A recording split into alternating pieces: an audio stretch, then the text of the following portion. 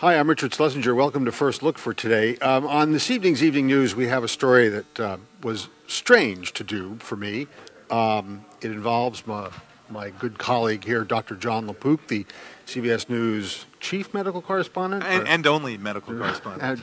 I'm also a medical correspondent who turns out has a father who made a little history 63 years ago, around the time of D-Day.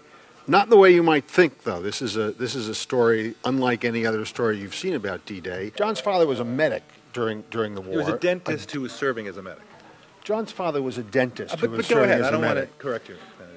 And ended up in a small French village called Bati, population 300, where he helped all the people and at least one, how shall we put it, non-human resident. What did he do, John? Remember, this is, the greatest generation. This is a generation who, when they scored a touchdown, they flipped the ball to the ump, they jogged over to the bench, and they sat down. There was no dancing in the end zone. And so I actually, heard this story just briefly. My father didn't talk a lot about World War II for many, many years until Brokaw's book came out, The Greatest Generation. Then the floodgates started opening. I took him back to Utah Beach for the first time in 2005, so it was the first time in 61 years since he had landed at Utah Beach in July of 1944. And we went back. It was very emotional.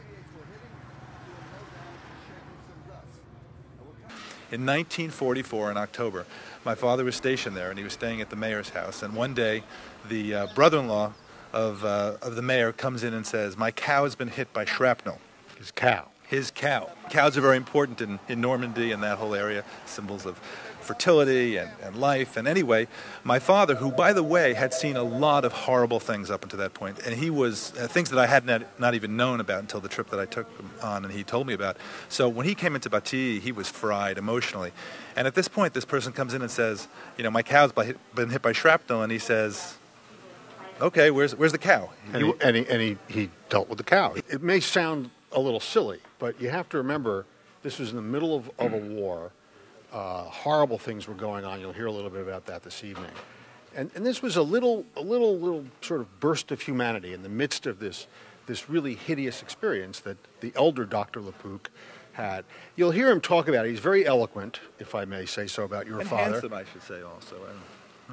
You may. I'm a little and it's a very touching, very remarkable story, unlike any other war story you've ever heard. And so we hope that you'll tune in and watch it tonight on the CBS Evening News with Katie Couric. See you later.